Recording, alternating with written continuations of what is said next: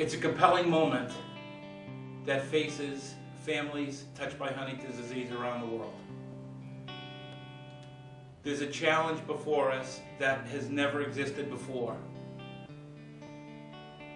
That challenge is our ability as a community to have adequate numbers and a steady flow of volunteers for studies and drug trials in the future. My name is Jim Pollard. I've worked in Huntington's disease care now for some time. I've been a volunteer to associations, lay associations around the world for some years now. And I just wanted to take a few minutes and talk about this challenge ahead of us. The fact that Huntington's is a relatively rare disease only makes the challenge greater.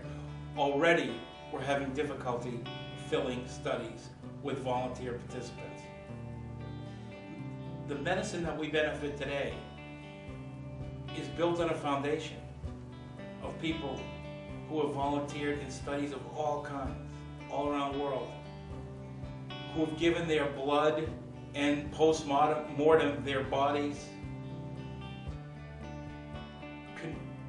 allowed themselves to be observed, contributions of all kinds. Whether we choose to disregard it or we take it for granted, doesn't matter. Volunteers are the foundation for our science. Moving ahead, it's more than dependence, it's interdependence, and we need to recognize that. Continued growth of science down the quest for a cure or treatment for Huntington's disease depends on those scientists, but those scientists depend on volunteers in their subjects. With no science, no cure for Huntington's disease. With no volunteers, no growth of science. The math is simple. The average rate of participation, all diseases, all conditions, in research and trials is about 1%. That means, and the numbers might be off here a bit, but if there are 30,000 people with Huntington's disease in the United States alone, 1% of that is 300. Well, we've already got 300 people enrolled today in ongoing studies, and probably have another 300 that have completed studies. So not only have we matched the average rate, we've exceeded it. Not only have we exceeded it, we've exceeded it significantly. But new ideas beget new trials. New ideas beget new compounds. New compounds beget new trials. There is so much to be excited about beyond just that. The number of physicians and scientists who've dedicated their careers to looking for an effective treatment or a cure for Huntington's disease has mushroomed. The number of published studies reporting the results, both positive and negative, that examine different aspects of HD or potential treatments has multiplied.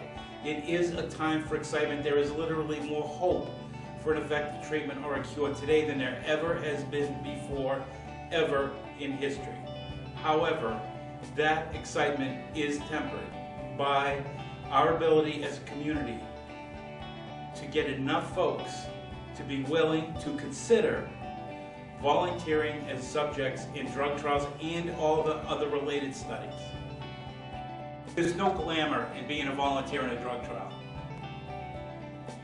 First of all, it's a significant commitment of time over several years. You may get a placebo. You may be in a study that shows no positive outcome. You may be in a study that somebody tells you is less promising than another study or trial. But the fact is, science grows by knowing what works as much as it does by knowing what doesn't work. The pioneers who are in the studies that will contribute to making progress are no more important than those of you who are pioneers in the studies that don't show progress. Considering whether or not to volunteer for a drug trial can also be confusing. There's a glut of clutter out there, a glut of information. There are so many studies with acronyms that I can't understand. You got Pharaoh's, Cohort, Diamond, CARE, CARE 1, CARE 2. You've got Phase 1, Phase 2, Phase 3. You've got working groups, task force, coalitions, initiatives. You've got compounds, you've got agents. It can confuse. If you've been confused, please reconsider. It's that important. I close by recognizing those of you who are in studies today, as well as those of you who have completed studies, and those of you who have completed more than one study, and those of you who've given 8 years, in some cases more, to studies. A salute and a toast to you, and to all those who follow you. Without you, there is no hope, and here's the hope. Without you, there is no development. Without you, there is no drug trial. Without you, there's no effective treatment. Without you, there is no cure. Godspeed to the scientists in their great quest for a cure for Huntington's disease. Thanks and best of everything to those of you who allow them to keep on keeping on in that quest. Thank you.